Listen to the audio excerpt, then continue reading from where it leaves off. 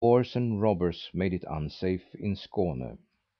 All around the castle was a deep trench filled with water, and across this there had been a bridge in bygone days that could be hoisted up.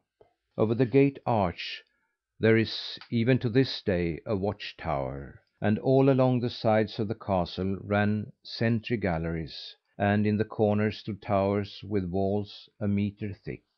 Yet the castle had not been erected in the most savage war time, for Jens Brahe, who had built it, had also studied to make of it a beautiful and decorative ornament.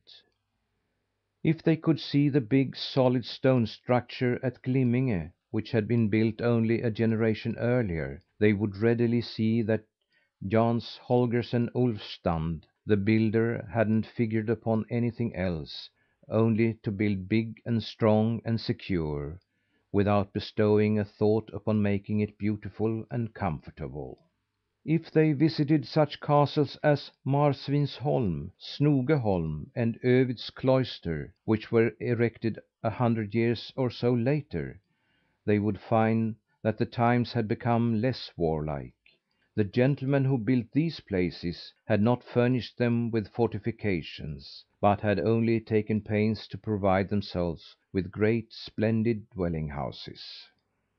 The teacher talked at length and in detail, and the boy who lay shut up in the box was pretty impatient; but he must have lain very still, for the owner of the box hadn't the least suspicion that he was carrying him along.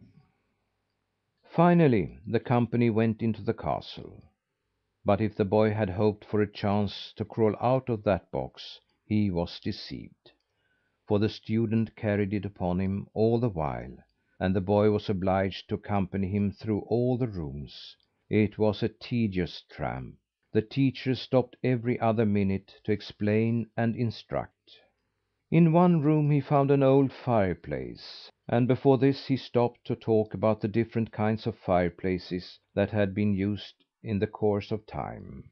The first indoors fireplace had been a big, flat stone on the floor of the hut, with an opening in the roof which let in both wind and rain.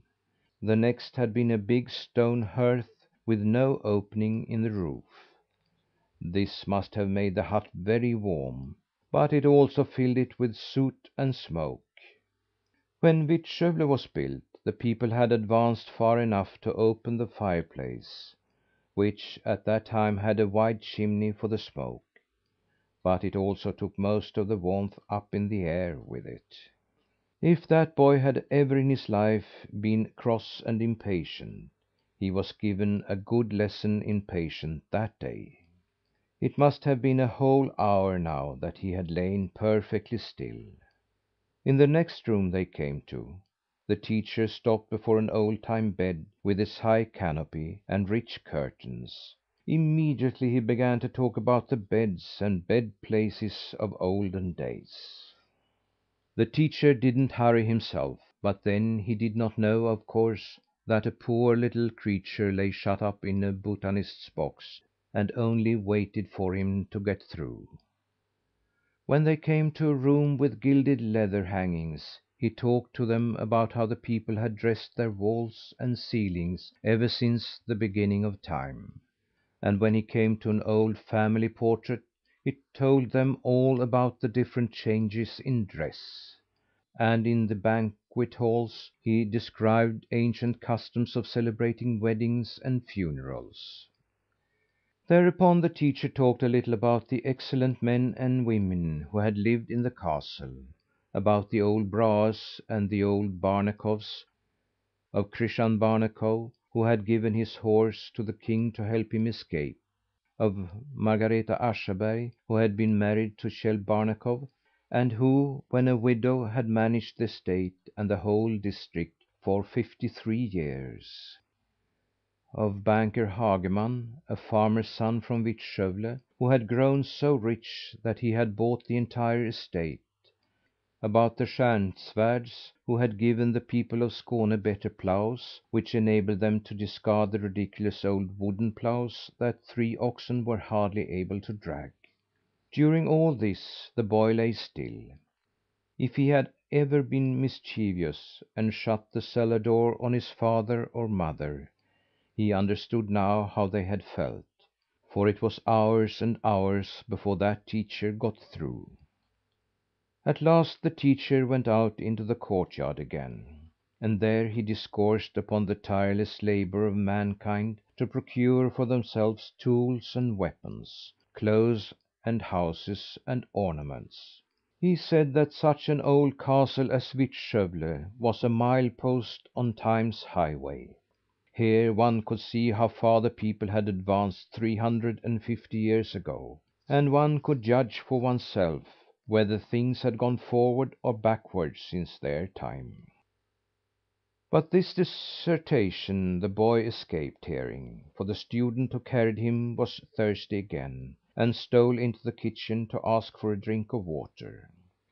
When the boy was carried into the kitchen, he should have tried to look around for the goosey gander. He had begun to move, and as he did this he happened to press too hard against the lid, and it flew open. As botanists' box lids are always flying open, the student thought no more about the matter, but pressed it down again. Then the cook asked him if he had a snake in the box. "No, I have only a few plants," the student replied. "It was certainly something that moved there," insisted the cook.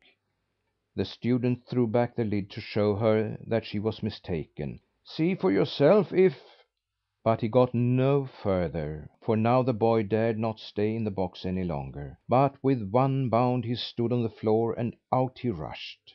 The maids hardly had time to see what it was that ran, but they hurried after it nevertheless.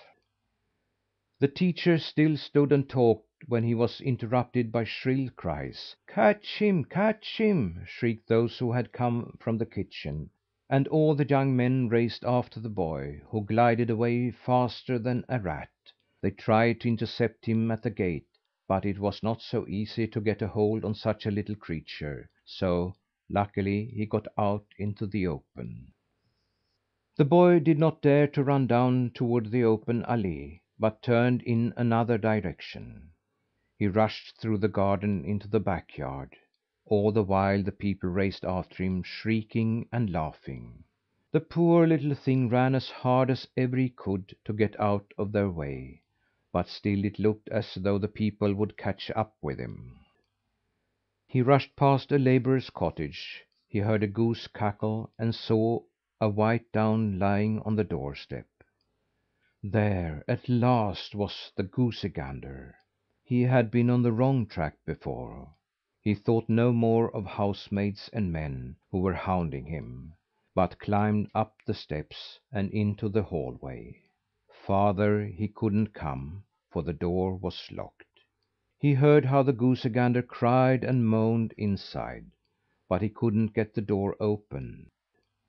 The hunters that were pursuing him came nearer and nearer, and in the room the goosey gander cried more and more pitifully. In this direst of needs the boy finally plucked up courage and pounded on the door with all his might. A child opened it, and the boy looked into the room. In the middle of the floor sat a woman who held the goosey gander tight to clip his quill feathers. It was her children who had found him, and she didn't want to do him any harm. It was her intention to let him in among her own geese. Had she only succeeded in clipping his wings so he couldn't fly away. But a worse fate could hardly have happened to the goosey gander, and he shrieked and moaned with all his might.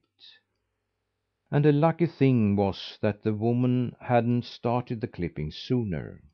Now only 2 quills had fallen under the shears when the door was opened and the boy stood on the door sill. But a creature like that the woman had never seen before. She couldn't believe anything else but that it was Goa Nisse himself, and in her terror she dropped the shears, clasped her hands, and forgot to hold on to the goosey gander. As soon as he felt himself freed he ran towards the door. He didn't give himself time to stop, but as he ran past him he grabbed the boy by the neckband and carried him along with him. On the stoop he spread his wings and flew up in the air. At the same time he made a grace.